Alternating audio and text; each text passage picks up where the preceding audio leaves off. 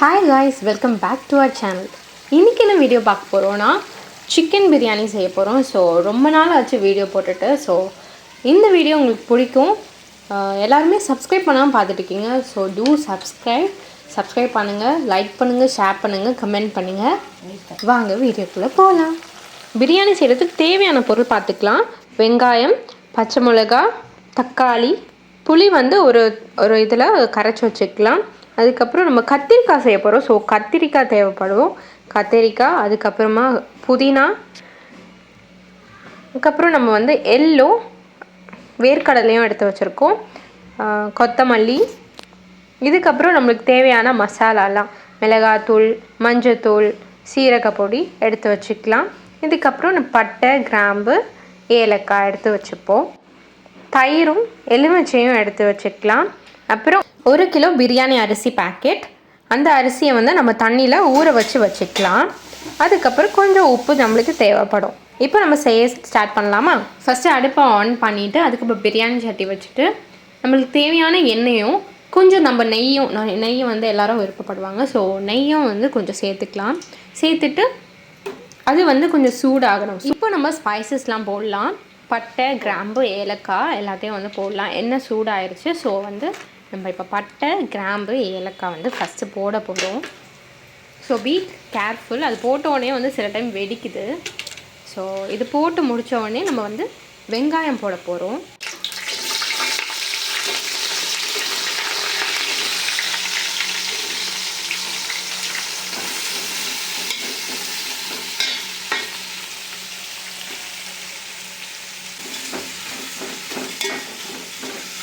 வெங்காயம் போட்டு நல்லா வதக்கி விட்டுட்டு அப்புறம் கொஞ்சம் பச்சை மிளகா போட்டுருவோம்.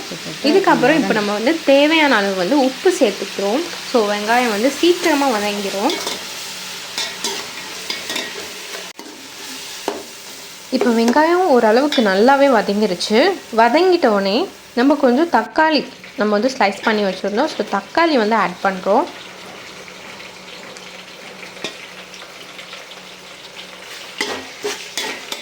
த main matter of biryani to smell good இது தான் சொல்லலாம்.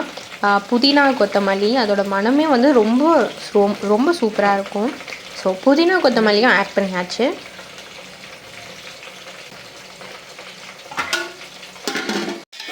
நல்லா வதங்கியாச்சு.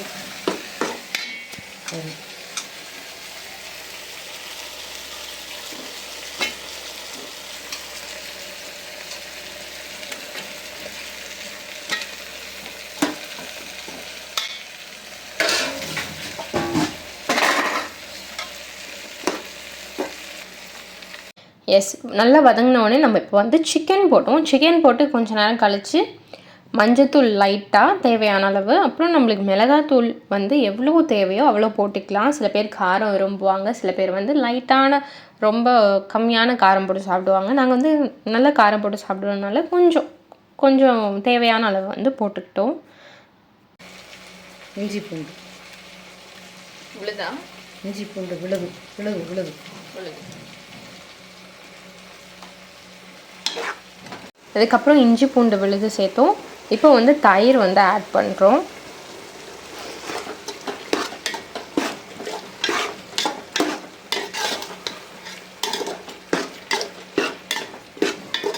ஹாஃப் லெமன் ஸ்குவீஸ் பண்ணிக்கலாம்.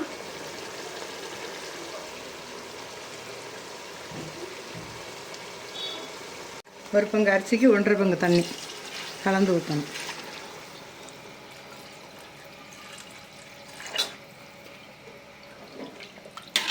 மசாலா நல்லா கொதித்து அப்புறம் நம்ம இப்போ அரிசி ஆட் பண்ணிக்கலாம். பிரியாணி அரிசியை, ஊற வச்ச பிரியாணி அரிசியை இப்போ நம்ம ஆட் பண்ண போகிறோம்.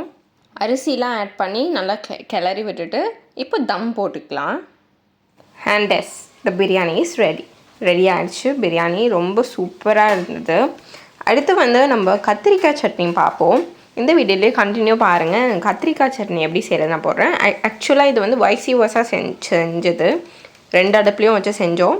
ஸோ அப்பப்போ காட்டினா குழம்புனால ஸோ கண்டினியூவாக நான் போடுறேன். ஃபஸ்ட்டு பிரியாணி செஞ்சது போட்டிருக்கேன். இப்போ கண்டினியூவாக பார்த்துட்டே இருங்க. நான் கத்திரிக்காய் சட்னி செஞ்சதை போடுறேன். கத்திரிக்காய் சட்னி செய்கிறது பார்க்கலாமா? ஒரு அடுப்பில் சின்ன குக்கர் வச்சாச்சு. கொஞ்சம் எண்ணெய் ஊற்றிட்டு கடுகு போட்டாச்சு. கடுகு போட்டுட்ட அப்புறம் நம்ம கையிலேயே ஒரு குட்டி வெங்காயம் எடுத்து நறுக்கிக்கலாம். வெங்காயம் போட்ட அப்புறம் கொஞ்சம் கருவேப்பிலை போட்டுக்கலாம். அதுக்கப்புறம் நல்ல மிளகு, சீரகம் ஆட் பண்ணிக்கலாம். இதுக்கப்புறம் நம்ம கத்திரிக்காய் இருக்குல்ல, அது கட் பண்ணி ஒரு 4 பீசஸாக நம்ம கட் பண்ணி போட்டுக்கலாம். ஃபுல்லாக கட் பண்ணாமல் ஹாஃபாக கட் பண்ணி போட்டுட்டு கொஞ்சம் உப்பு போட்டுக்கலாம். தேவையான அளவு உப்பு போட்டுட்டு திருப்பி ஒரு ஹாஃப் வெங்காயம் எடுத்து கட் பண்ணி போட்டுக்கலாம் ஸ்லைஸாக. இதுக்கப்புறம் நம்ம பச்சை மிளகா ரெண்டாக கட் பண்ணி ஒரு 2 பச்சை மிளகா நம்ம போட்டுக்கலாம். நம்ம காரம் எவ்வளோ வேணும்னு பார்த்துட்டு அப்படி போட்டுக்கலாம். இதுக்கப்புறம் தான் மெயின் மேட்ரு ஆஃப் கத்திரிக்காய் சட்னியே வரப்போகுது. நம்ம இந்த கடலையை நல்லா வறுத்து எள்ளும் ஆட் பண்ணிக்கணும். நம்ம ஃபஸ்ட்டு கடலை போட்டுக்கணும். வேர்க்கடலை போட்டுக்கிட்டு அதை கொஞ்சம் போல் வதக்கிட்டு அதுக்கப்புறம் நம்ம வெள்ளை எள்ளு ஆட் பண்ணிக்கலாம். கடலையும் எள்ளையும் நம்ம ஃப்ரை பண்ணி எடுத்து வச்சாச்சு. ஸோ அடுத்து நம்ம கத்திரிக்காய் சட்னி செய்கிறதுல தக்காளி ஆட் பண்ணுறோம். கொஞ்சமாக மஞ்சத்தூள் ஆட் பண்ணிக்கிறோம். அதுக்கப்புறம் மிளகுத்தூள் தேவையான அளவு, நம்ம காரம் அதிகமாக வேணும்னா நம்ம அதிகமாக கூட ஆட் பண்ணிக்கலாம். அதுக்கப்புறம் சீரக பொடியும் ஆட் பண்ணிக்கிறோம். இதுக்கப்புறம் இன்னொரு மெயின் மேட்ரு என்னென்னா, நம்ம புளி கரைச்சி வச்சுருப்போம் இல்லையா, அதை நல்லா கரைச்சி ஊற்றிக்கலாம் நம்ம கத்திரிக்காய் சட்னியில்.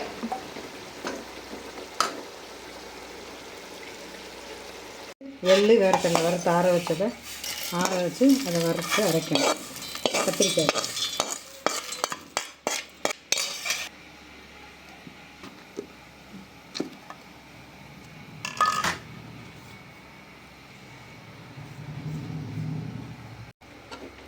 கத்திரிக்காயில் எள்ளு வேர்க்கடலை அரைச்சி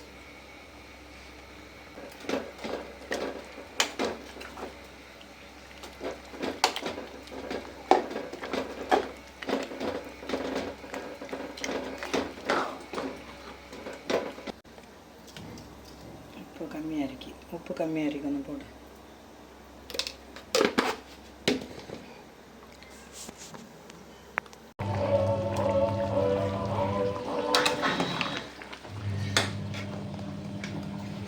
எஸ், சிக்கன் பிரியாணி, கத்திரிக்காய் சட்னி, அப்புறம் வெங்காய சட்னி, சிக்கன் ஃப்ரை, இது எல்லாமே செஞ்சு முடிச்சாச்சு.